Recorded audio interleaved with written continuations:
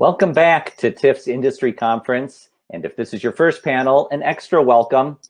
I'm Thom Powers, the festival's documentary programmer. I'm coming to you from my home in Montclair, New Jersey, the traditional territory of the Lenape. Before we get started, I want to thank our lead sponsor, Bell, our major sponsors, RBC, L'Oreal Paris, and Visa, and our major industry supporters, Telefilm Canada and Ontario Creates.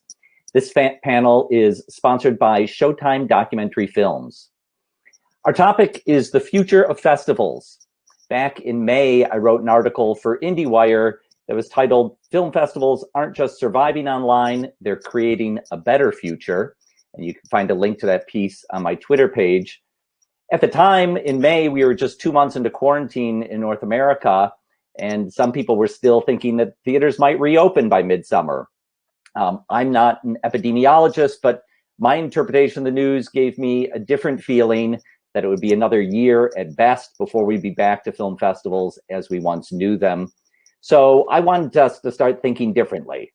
Don't get me wrong, I love film festivals. My first trip to TIFF was in 1989, driving up from my hometown of Detroit. I was instantly hooked on the way you could experience so many different cultures and points of view in a few days of film going. I met my wife, Rafaela, at the Berlin Film Festival, and together we've co-founded two festivals, Doc NYC in New York and the Montclair Film Festival in New Jersey. But still this year, I've been trying to resist giving into nostalgia about how festivals used to be, because they had a lot of room for improvement. In recent years, we've seen a powerful grassroots movement for gender equity at festivals. And beyond gender, there's much more work to be done increasing inclusivity both in the film lineup and in our audiences. This year at TIFF, we're celebrating the anniversary of the Planet Africa section that Cameron Bailey started 25 years ago. His intent was not only to highlight Black cinema, but also to welcome Black audiences. Cameron would be the first to say that there's a lot more to be done for a wide range of communities. So I don't think our goal should be a return to normal.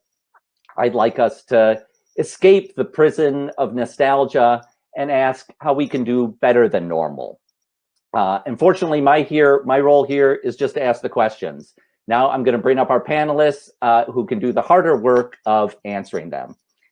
Please welcome Tine Fischer, Orwa Nyrabia, and Tabitha Jackson. And by way of introduction here, so Tine Fischer is the head of TIFF Docs that's been going for 14 years in Denmark. Tabitha Jackson is the new head of the Sundance Film Festival after many years as leading the documentary film program there. Orwa Nyrabia has now been at IDFA for a couple years and is also a film producer, produced films like Return from Homs, and this year produced the film Notturno by Gianfranco Rosi that just played the Venice Film Festival and will be playing this week at TIFF. Tina, I want to start with you because TIFF Docs happens in March. You're the only one of us to have fully gone through your festival. Your festival was taking place the first week of lockdown, and I can think about these dates clearly because I was getting ready to go to Denmark, and I got a call from your colleague Nicholas the first week of March when I was at the Miami Film Festival, and saying, you know what, we're not having guests. We're about to radically change what we're doing. And within just a couple weeks, you shifted this in-person festival to become an online festival. Now, you've talked about that in other places, so people want to know more about how that happened, can find it elsewhere. But I want to, first I want to start by asking you your mindset about having to shift online. You know, we were talking a little bit earlier about, before we began this program, that your festival would have faced a big financial impact if you couldn't have gone on. And I want to bring out that fact because I think it's true for many film festivals in the year ahead, that we're all going to be under some serious financial strain. So can you describe what it was for CPH to be facing in March, the possibility of not happening? Well, I mean, Denmark was closed down on the 11th of March, and the festival opening night was on the 15th of March. So basically, we didn't have very much time to think. But what we knew at that time, because what we didn't know was that whether the state would actually compensate. Today I'm very happy that we did go through, because I'm not sure that we would have survived if we had not transformed the festival into a digital version of itself. But what we were thinking during these days was also that we were so far, I mean, we were basically ready to launch, and we had so many promises with filmmakers that we've been following for years in films. So it was also just an impossibility not to, in some way, make the festival come alive. So that decision, we had no idea if we would be able to actually pull it off, but we just decided to try, and then we ran. So, I mean, that decision was taken within 24 hours. And one of the main issues was, of course, if we didn't do it, I'm not sure we would have survived. When the history of this period gets written, we'll all owe CPH Docs a debt of thanks for making that happen. The platform that they used, Shift 72, is the same platform that TIFF is using, and others have adopted. So that was, can't underestimate what a meaningful thing it was for CPH Docs to. I just had to, because it's a small anecdote. I was having meetings, because they are in New Zealand, so I was having meetings with them at night in Copenhagen. They were sitting in t-shirts and shorts in their garden, and we had basically 24 hours to build the platform. And I never uploaded metadata to a streaming platform in my life before, but suddenly we all did. And now they are suppliers to the entire festival world almost. So it's yeah, I mean, I owe them so much. Orwa, you've just returned from the Venice Film Festival, where the film you produced, Notturno, had its premiere. Can you give us a report for what that experience was like? Well, I think we all know how hard hit Italy was, and particularly the north of Italy. The region of Venice was very hard hit with the virus, and I believe this made holding the festival now a national priority for Italy. So it was something that was very much politically supported. The country, the government, and the region of Veneto, where the festival takes place, they were all heavily invested into making it happen. But the experience was very successful, as the trades and film press is reporting everywhere. Mainly, I think, due to the amazing effort of organization that the festival's team carried on.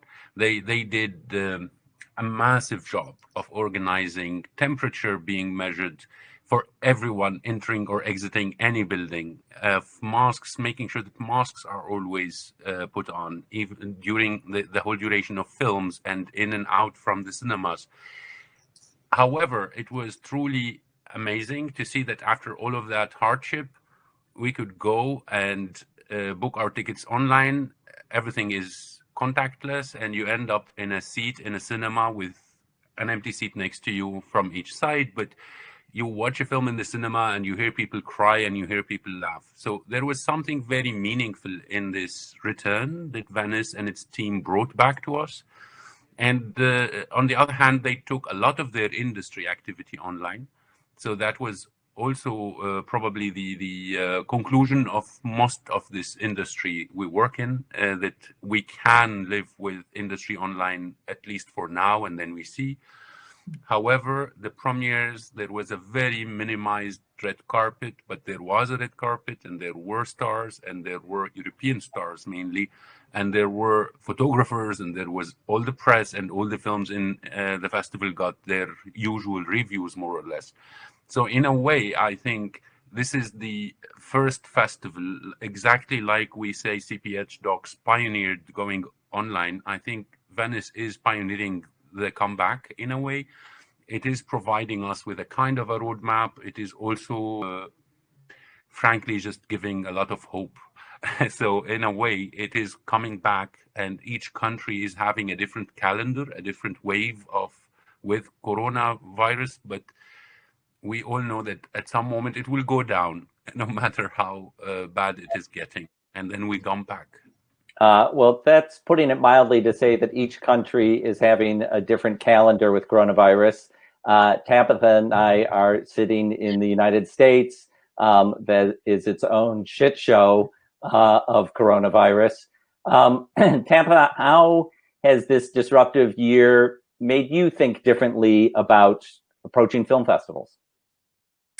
I'm glad that you use that epidemiological term shit show, Thom, because that's what it does feel. And so, you know, in thinking about how we approach planning, while we are in the midst of such uncertainty and also such loss, I mean, people experiencing, and we know the demographic groups that have been hardest hit: Indigenous people, people of color. Shocking statistics about how many people have died. I think approaching a film festival requires a degree of humility and a balance of what cinema means to us all and what public health means to us all, and the social contract and responsibility. However, there wasn't a moment where we at Sundance, although we asked ourselves the question, there wasn't a moment where we thought we should not put on a festival, that there's too much at stake. The ideas of the moment need circulation. The artists who are making this work and allowing us to see ourselves, they need prominence and amplification. And as Tina showed, we can do it. There is a way of doing it. So we are going forward with our festival, but it's a constant kind of holding two worlds at the same time: the world in which it is safe and responsible to gather in person, and the world in which it simply isn't. We in the US, I would say at the moment, really veering towards the latter, but in our planning, we're still holding the possibility that in some form we can do it. And the thing that's giving us all hope, apart from, you know, the beauty of Venice going ahead, and I hope everyone is safe and healthy, and it really it was this point of light in this moment that we can hang on to, even if we weren't there. But the thing that's giving us hope in the US is how innovative people are being, from the individual filmmaker to the distribution companies, and finding alternative ways, whether that's drive-in or other ways of putting a film up on a wall, not prioritizing the fact of being able to be together over perfection of sound and initial projection. There are these multiple acts of generosity and innovation coming out of this situation, which is another beacon of hope, I think. You know, talked at the opening about the nostalgic pull about the way festivals used to be, and I think for a while that was kind of clouding our view of what the new potentials are for these online tools. And Tina, I'd like to ask you, having been through an online festival at TIFF Docs, I've heard you say that it will inform your thinking about all future festivals and the way people have access to your festivals. Can you talk about that, how 2020 is going to inform your experience for 2021? Yeah, I think, well, we kind of all know our audiences, I believe. And I know that our audience prior to this year, 50% of them have a university degree, 95% of them live in Copenhagen. Now we're talking national audiences, and they are high cultural consumers, etc. And we've been fighting for 5 years strategically to include communities that are not necessarily themselves coming to the festival. And I have to say that we are doing it, but it's hard work. And then this year, what happened? I mean, so many things happened that made me really, really cry for the first time every day during the festival, because I was really felt humble, and I was also very grateful for what happened. But what basically happened was that the festival, we were just running to make it happen. And then people, but not only our own communities, took the festival and lifted it up by basically sharing it. And now it's changed. So now it's 65% Copenhagen and the rest the countryside. And it's a very, very different demographic. And I've never in my life received so many letters from pensioned nurses living in the countryside who never heard about CPH, but who got a mail from a granddaughter who said, "Grandma, you need to see some documentaries during lockdown." And now she's a CPH Docs fan forever. So it really, I mean, in that sense, it changed who we are. And for that reason, and I don't want it to sound really like cheesy, but it has been such a democratizing potential to share the festival in the way we've done this year. And that's just something that we cannot walk away from. I mean, it's something that we've been trying to do by making people come into cinemas, and also by doing partnerships outside of cinemas. And now it really happens in a way that I think we could not have made it happen ourselves. And I think I read your statement, Tabitha, some time ago about the new Sundance 21, and I think or maybe I heard you say it somewhere, but you talk about really shared leadership, and I really, really believe in that. I mean, I believe that of course we need to curate, and we need to have an artistic integrity, but we need to share what we do in a new way. And this is what happened this year without me even doing it. You know, it just happened. And I feel really responsible to continue that. I want to encourage our audience members, you can write in your questions in the box in the lower corner there, and I will be getting to them later in this program. I mean, I would echo what Tina said. In our experiences at Doc NYC, we put a lot of classes online this summer, and it was remarkable to see people tuning in from India and Brazil and Australia and North Dakota, people who would have never been able to access this content when we were only holding it as a live event in New York City. So that was tremendous for me to experience. Orwa, I want to ask you, as you've been sampling, content and thinking about expanding online offerings for IDFA in November. I would love to hear anything that you've experienced either through your own festival or at other festivals that has gotten you excited about these new tools. Well, I am always very skeptic when it comes to new opportunities and jumping into them. And I think that there is something here to me that is very, very intriguing. And I absolutely agree with everyone and with Tina on this potential and these possibilities, these doors that these online tools open. But then I have to always, that's who I am. I'm just skeptic, like a bear. That's who I am. I stop and I think, then what? Do we just jump in now and then discover 3 years later, that there is a problem with what we did, or that we did not see the full picture? So to me, really, it's a question of trying to be slower, of trying to examine what we can do. My main position this year, honestly, on every level, from IDFA to all of the other festivals around, is that keeping a festival on in any format is a very important act of resilience. It is supporting the film world, the film industry, filmmakers, but also supporting the people who love to go to film festivals and who love film. And in this sense, I think any attempt of staying alive is meaningful. And this is something we have to hold on to. However, what will the future carry? I think we need to be more like exactly the word that Tabitha mentioned, humility, I think is the key here. I don't know what this virus, what this terrible global experience is going to change in our experience of the world, our experience of film, our experience of festivals. I don't know yet. And I would like to acknowledge the usability or the added value that online tools provide. However, I also want to make sure that we do not change what a festival means on the philosophical level. A festival is not a public broadcaster. A festival is not a profitable distributor.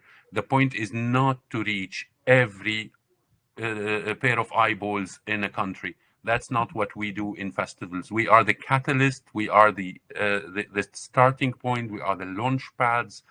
We bring things together and allow them to go their way to everybody in a society. But it's not a festival that is expected to go to every eyeball. So to me, this is the main point. That's why IDFA 2020 has been designed, and we've been working on this since the beginning, to be flexible, so that it can be more in cinema, more theatrical, or more online, depending on the situation, on the pandemic. And we know how volatile and scary and uncertain the situation is. We realize that, we acknowledge it, and we are ready to be disappointed at the end with that, which is a very real chance. But we know that we have now this platform that we developed together with other Dutch festivals, including the International Film Festival Rotterdam, which is a platform that we designed to answer this question. We have already done testing. So the online collection of documentary films older than 2 years that IDFA has always had on its website was found by the audience during the pandemic, during lockdowns, and it became extremely successful. We were having something like 1.5 million film views per week for a good period of the lockdown, and these were sometimes from Turkey, other times from Japan, and a lot from the USA, sometimes from Latin America. And that was only the old films that were not curated, that were just linked from their filmmakers' websites or Vimeo accounts to our website. Then we started testing more practical. So we did the usual a month ago, or no more than a month ago now, we did the usual IDFA summer special, and we screened a beautiful film in Tuschinski 1 in the cinema with a very small audience in the cinema. But then we did it hybrid. It was also broadcast, streamed live on the time, scheduled, streamed on the same moment to people at home. And there were many others at home watching at the same time.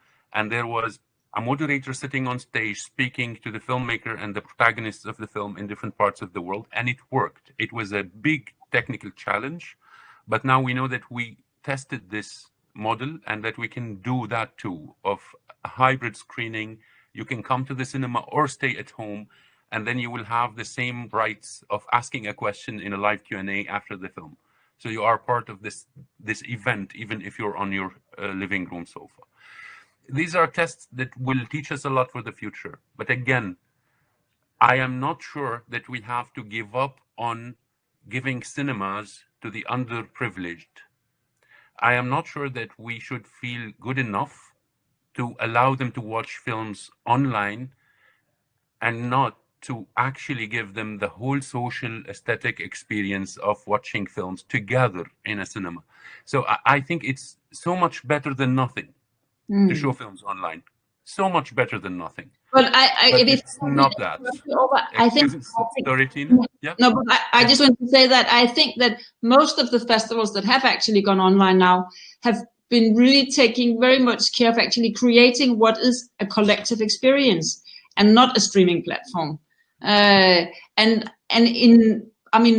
we are in a situation where lots of people cannot leave their homes, it is the only way around. But I also see the future of this as, and I think that you will be doing the same, Tabitha, where we actually strike up partnerships, but just across countries and even across the globe. So instead of having everyone travel to Copenhagen, who will not be traveling to neither Copenhagen nor Amsterdam, then we can actually share something within cinemas, in collective spaces, and in that sense, make it become a much more accessible festival event than the ones we used to have.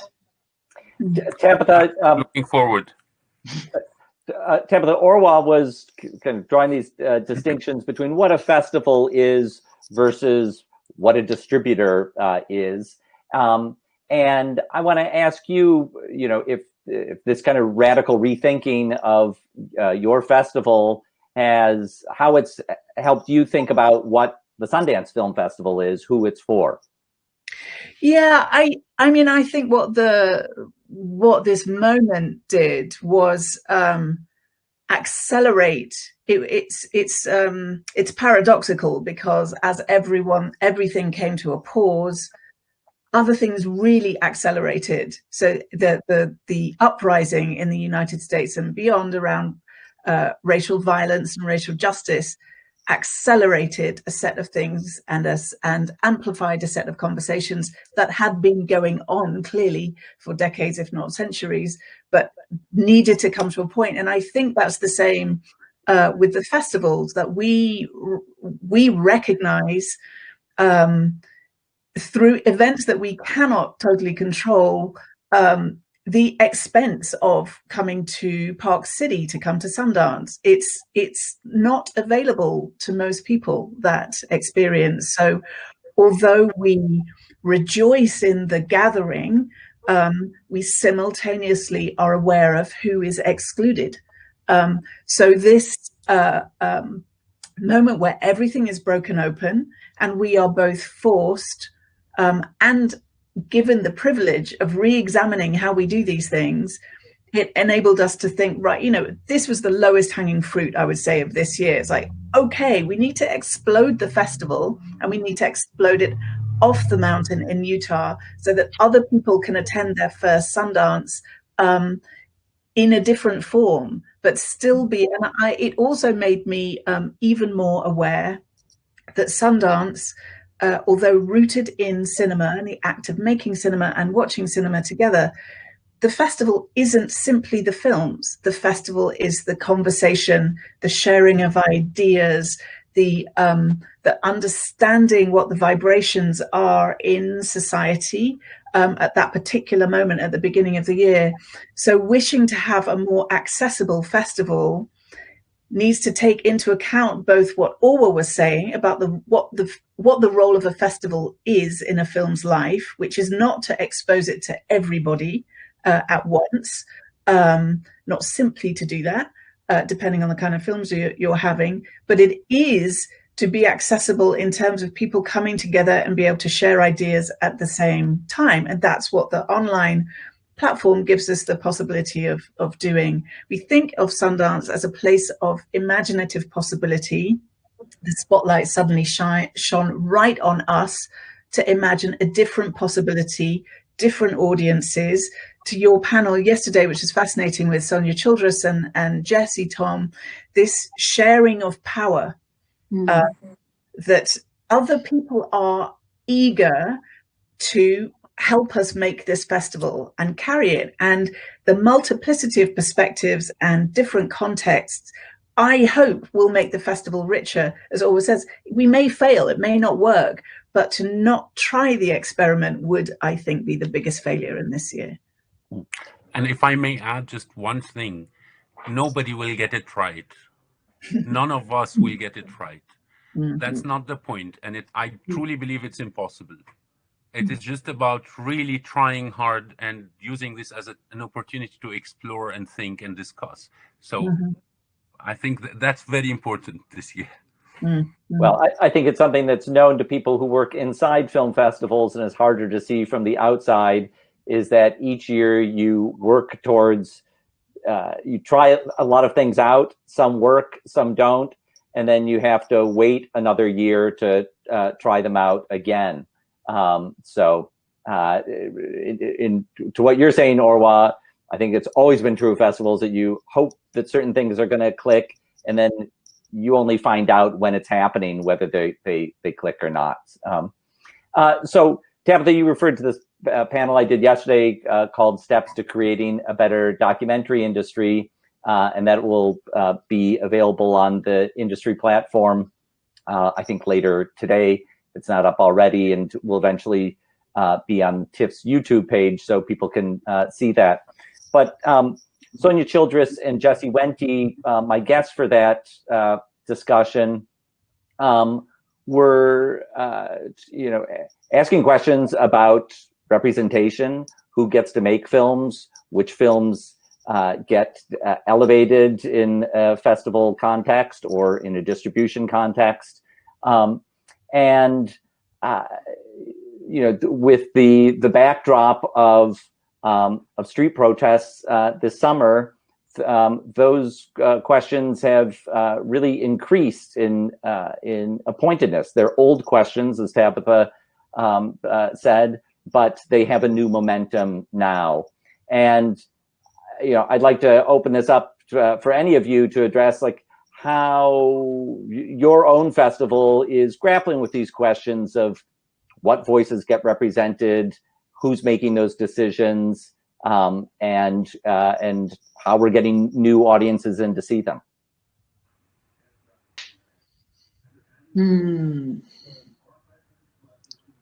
Where to start?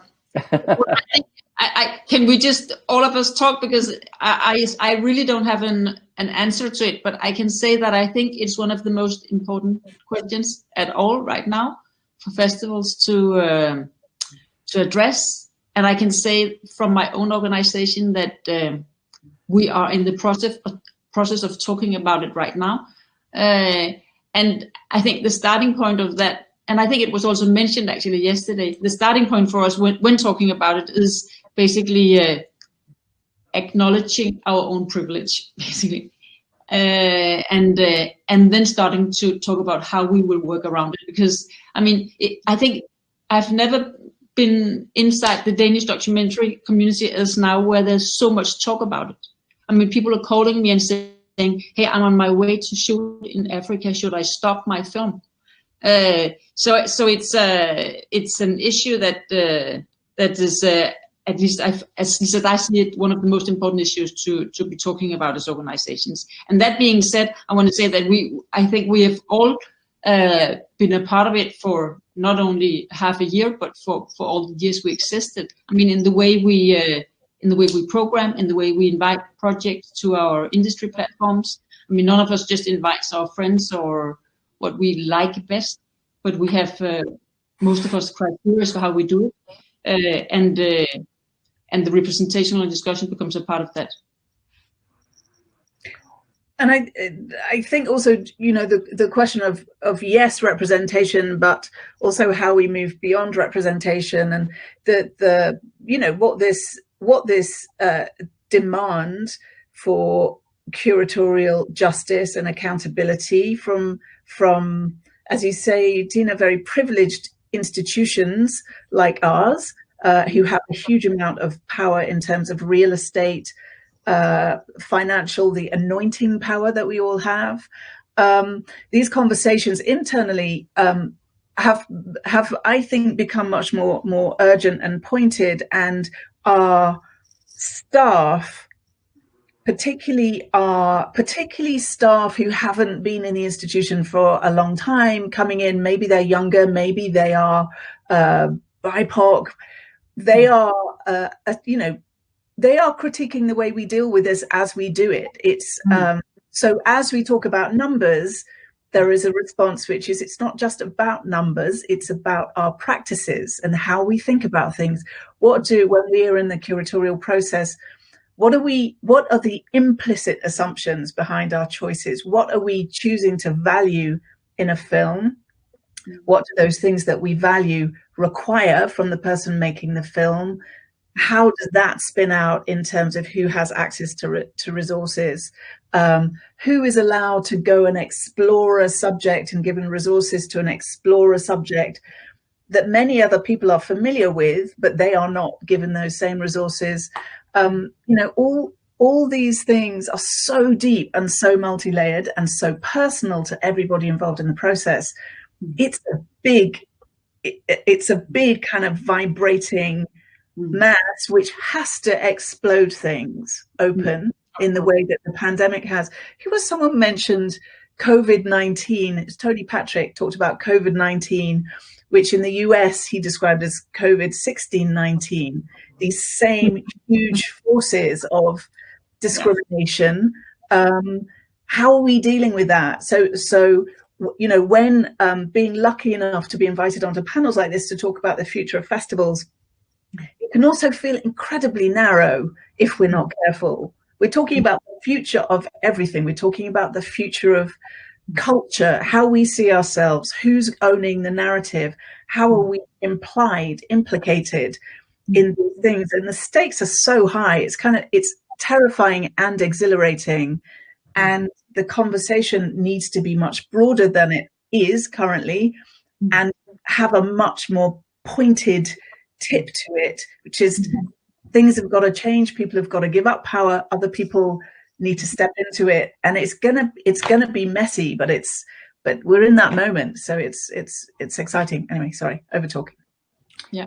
Well, I just want to frame for people who don't know your background. You used to run a film festival in Syria. You produced films in Syria. You had to leave Syria because of the war, and had been living in exile in Europe for many years now. So you have your own point of view of watching the region of your world be processed through other lenses. So I just, for people who aren't watching, or for people who are watching and don't know that about your background, I wanted to frame that. Yeah, because obviously color is never about color. Let me, how diplomatic do you want my answer to be, Tom? You are the moderator here. No moderation. Well, I must say that for years I was a producer working from Damascus, from my home country, and I was like thousands of others in the global south, or whatever you want to call it now, very deeply angry and offended by most northern festivals because of the way they treated us, the ways that they saw us, the way they ghettoized us and used us. Used this to get the checkpoints of diversity and inclusion, and then had it abbreviated as D&I, and then had checklists for it, and processed us in the most corporate manner in many examples. Not everyone, there are exceptions, but generally speaking, we were frequently welcomed or included under many tags and labels that were just, in a way, not putting us on par or on equal footing with the others, but rather putting us as the proof that the festival or the organization is open-minded. Then I moved to become the director of IDFA, and IDFA, as many of the listeners, as you know, is a big festival that's 33 years old now and has its power in the documentary film world, etc. And then I started speaking that, well, that's how I understand the job. When you get someone like me to this place, then the first thing I'm going to say is, let's work on that. Let's have serious revision, serious thinking, and certainly not censorship. So that's always the problem. The minute we speak about this, we get a huge lashback. When I say we need people to tell their own stories, we immediately get a big lashback that this is censorship, that this is counter-racism. It's the same narrative of alt-right, basically, translated into leftist film world. And it comes like, so you are being racist because you say a white person cannot make a film about black people. And I never said that, and I will never say that. A white filmmaker can make films about black people, brown people, whatever color the people are. But why are they making that film? And how are they making? What kind of gaze is it? What kind of attitude? What kind of approach? And why? What's the original motivation to go to that place? Is it enjoying this bizarre different, the bizarreness of the other? Is it because it's fascinating, they look so good with their strange necklaces or something? Or is it because there is a serious identification and a serious interest that is creating a creative process that is meaningful? So there is no censorship here, but there is so much checklists, so much technicality in the way this is approached, especially where money is associated, when there is funding granted to people to be more inclusive. Inclusivity is very often becoming a shallow, superficial, cosmetic approach. And I think many are fighting this, and I am going to be amongst them. And when we talk about inclusivity, we do not talk about the person trying to be more inclusive or the organization being good. No, this is not about being good, because it's not about charity. It is about equal opportunity everywhere in the world. And this includes, why do you want to go make a film somewhere else? Be that the Middle East, the Arab world, Africa, Latin America, anywhere in Asia, or even the next neighborhood to yours where there are people of a different background. You can go, please go, only when there is a serious motivation that is artistic, that is social, that is really meaningful, and you have something to say that is not just taking the story of the other or experiencing your ethnological or anthropological approach to them. So this is what I think is happening now. Many are fighting this, and we have to continue. It's not enough to finance diversity and inclusion. It's not enough to say we want more people of color and put them in boxes. I so agree with that all, and I just wanted to add, just, you know, as the focus shifted or kind of blossomed around the racial violence and racial injustice in the United States, that as a flashpoint, there's a problem that I think we would recognize in the documentary world, which is, as we would say in the UK, class, about socioeconomic background. Yeah. And it's persistent, pervasive, and very rarely talked about in the same way as other forms of discrimination. And that too affects the stories that are being told, our worldview. It's not, so to always point, I am agreeing, it's not simply about difference, it is about power and the power relations. And what happens when you take a camera is you immediately affect those power dynamics. So that's important. But it's also often the people going in, whatever color or background they are from, are often more powerful and privileged and better resourced than the people that they are encountering. So I just didn't want to forget the class and socioeconomic aspect to all this is too.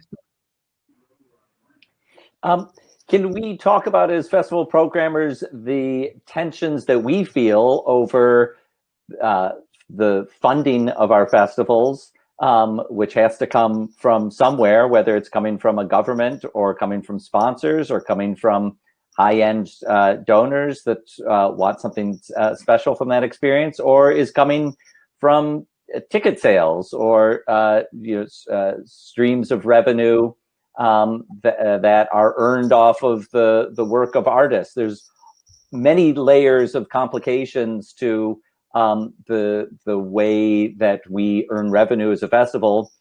Without some form of revenue, we can't take place. All these wonderful things that we've ever experienced at a film festival could not happen. And I'd like to open it up for discussion about how you feel navigating those tensions between bringing in money that you need to survive for our already underpaid staffs versus the trade-offs around where that money comes from.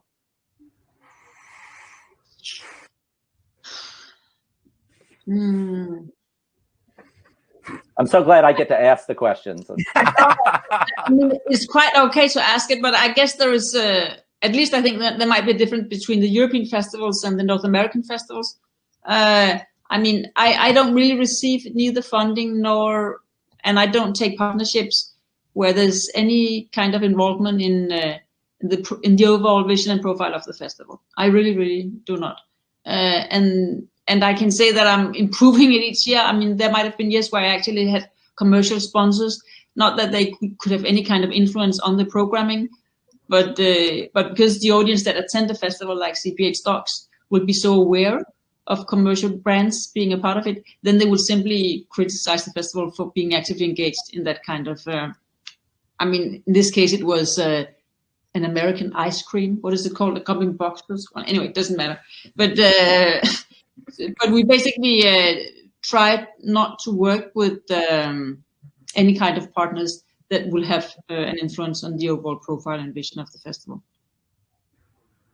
Well, I think the main point of the difference between Europe and any other place in the world, including the USA, is something that is gladly still happening, that these social welfare states in Europe, or in Western Europe mostly, but generally, do provide some kind of safety net for organizations like ours. Which is not the case in the USA. So IDFA is not majorly financed by public funding. It's less than 20% financed by public funds in the Netherlands. However, this is the key, the guarantee of its strength, of its balance. The rest is income from the festival's own sales, and then it is certainly a lot of very small sponsors, like a very long list of small sponsors. And this means that we certainly try to be very selective. We certainly inform any potential or prospective financier that if we get a very good film against their company, it will be shown. And some of them change their mind when we say that, and some of them do not. But then, after all, this means that during a pandemic like this, IDFA, for example, is considered in the Netherlands as one of the basic infrastructure, the cultural basic infrastructure of the nation. So in that sense, it was very protected in a way. So there was a good safety net provided by the Ministry of Culture and the city of Amsterdam that made sure that we are not collapsing this year, and allowed us to imagine how to deal with this very strange situation. And I think it is a very special situation anywhere in the world. I mean, Western Europe, and it's unfair to expect this from other regions. Absolutely. So in a way, we are okay. We can be the experimentation field. We can try things out because we have this good social welfare system that is protecting us a bit more than others. And that's the privilege. That's the privilege. That's the responsibility that makes one very anxious about how to make a meaningful festival when you have such a privilege in such a year. How can we make sure that we provide filmmakers everywhere and our audience with, how do we meet this expectation or this trust that's given to us? It's really not very easy to be sure. So we keep on trying, simply. And I, as a European, it was really interesting moving to the US when I came to Sundance, you know, seven or 8 years ago, to run the documentary film program, and understand that was my first deep immersion into philanthropy, and how, because there isn't public funding, there isn't the pressure. I mean, there is limited public funding, I should say, in the US for the arts, but there's not the recognition, even the pretense, even if people don't believe it, on the part of government that arts and culture is a public good. So then how does anyone do anything? There's this incredible history of entrepreneurialism and independence. And Sundance is associated with that word independence. And I think one of our jobs at this moment is to really interrogate and reassert what we mean by independence. Again, paradoxically, part of what we mean by independence is interdependence.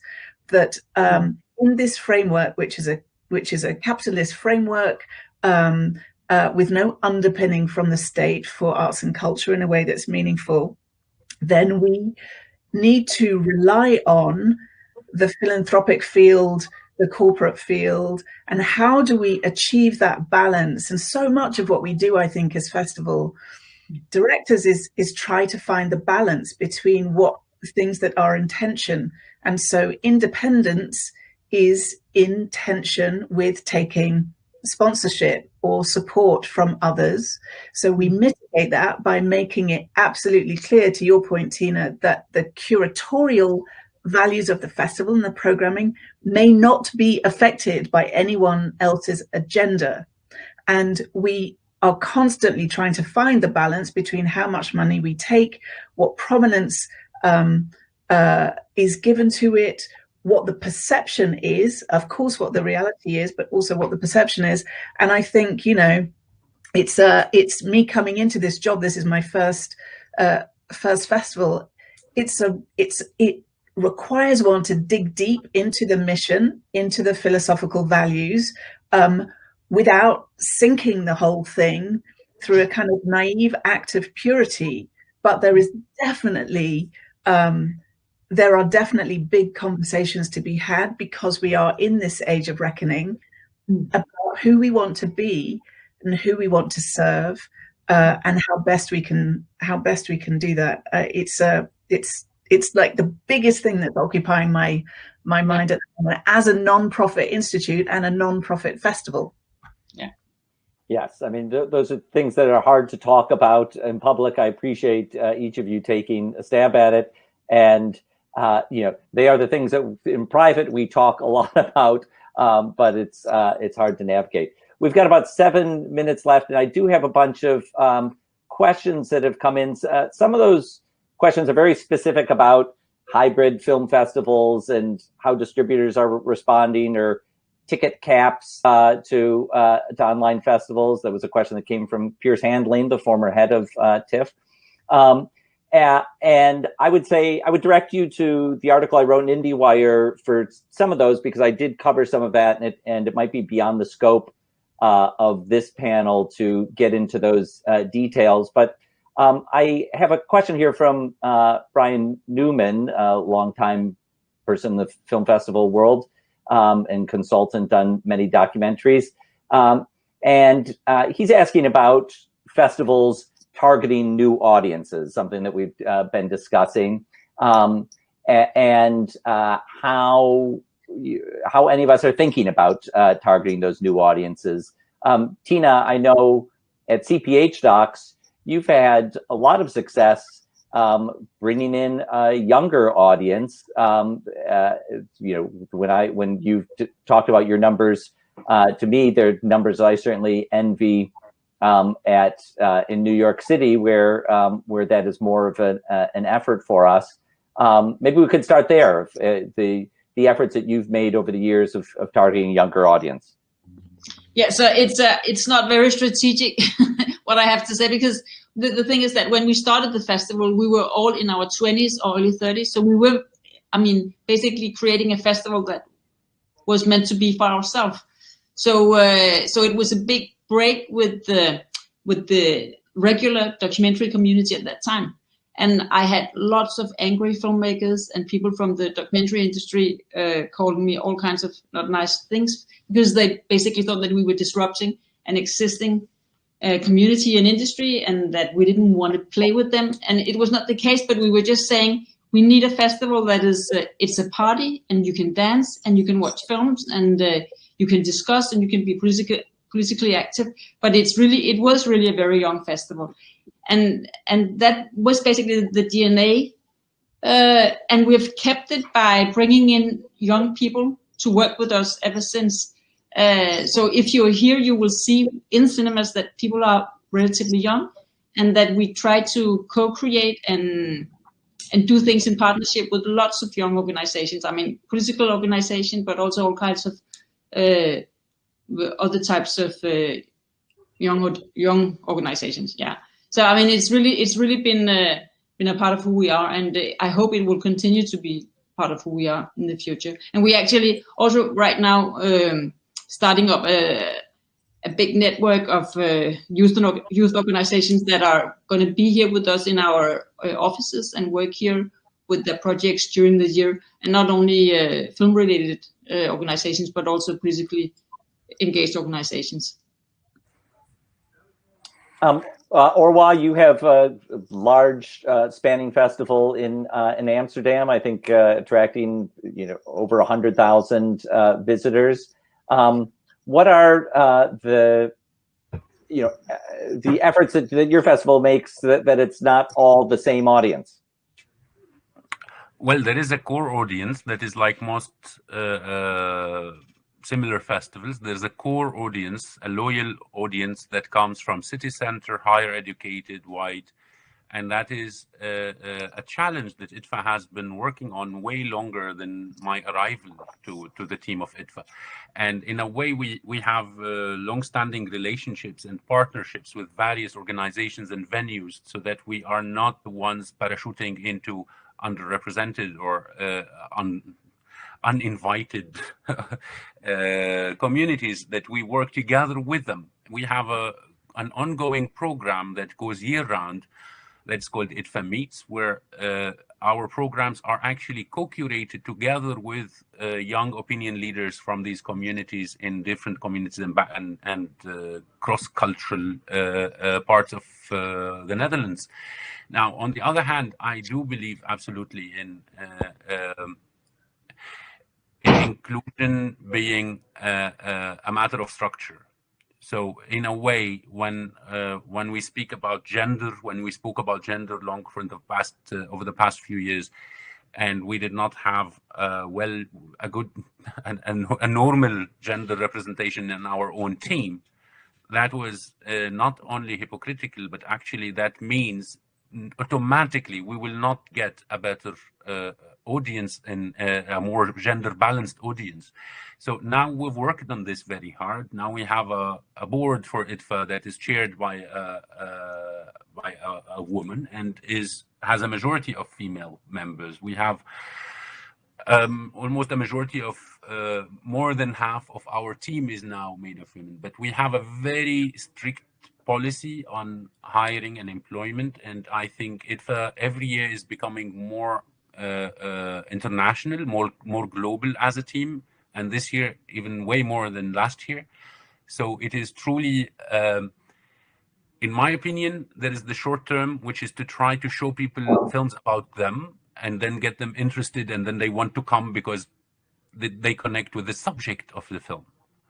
But I think every community, every person in the world, no matter the community they come from, are much richer than only being interested in a film about them. There is so much more to each one of us humans. And I think the long-term challenge is to be inclusive in the structure, in the process, and by that be organically interesting for that other that is usually not interested. And I think in this way, it's a long-term bet. So the proof of my pudding is going to be only in a couple of years. Let's see. All right. Well, we are almost out of time here. We're ticking down the last 30 seconds. For people who want to revisit this conversation, it'll be up on TIFF's Bell Digital Pro platform by tomorrow, and I think it'll be coming to our YouTube page down the road after the festival. All of you are tremendously busy getting ready for your next festivals, so I deeply appreciate the time you took to have this conversation today. Thanks to Tabitha Jackson from Sundance, to Orwa Nyrabia from IDFA, and to Tine Fischer from Copenhagen. Thank you very much. Thank you, Thom. Thank you. Thank you, Thom. Thank you, Thom. And thank you, Tabitha and Orwa.